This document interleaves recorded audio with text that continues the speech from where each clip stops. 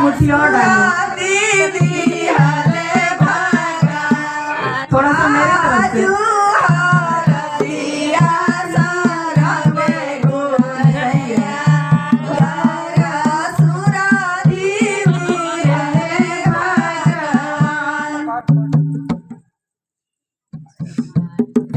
खुशियों की छाई है बाहर बना तेरी हल्दी में, खुशियों की छाई है बाहर बना तेरी हल्दी में, खुशियों की छाई है बाहर बना तेरी हल्दी में, आया है सारा परिवार बना तेरी हल्दी में, आया है सारा परिवार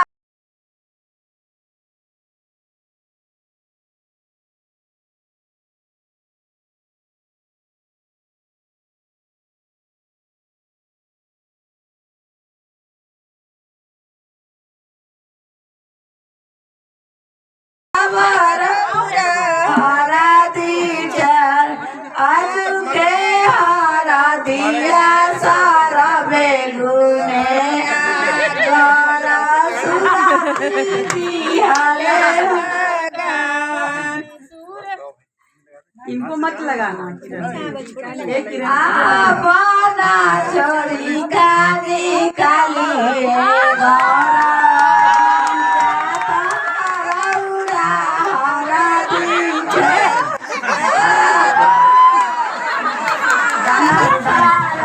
गले मिलो गले मिलो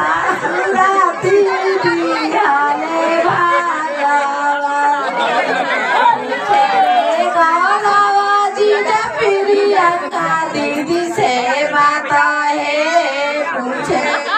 गौरव जीजा प्रियंका दीदी से बात है कैसे कैसे आहो धनी चढ़ेला हर दिया है कैसे कैसे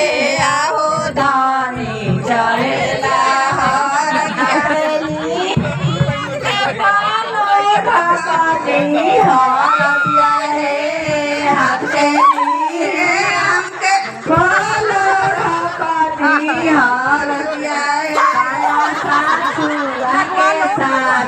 चढ़ेला हर दिया है काला छुआ के स्वामी चढ़ेला हर दिया के ह छोरी डाली काले मुना बाबा खबर हर दी चढ़ारे आजू हर दिया सारे गुनाए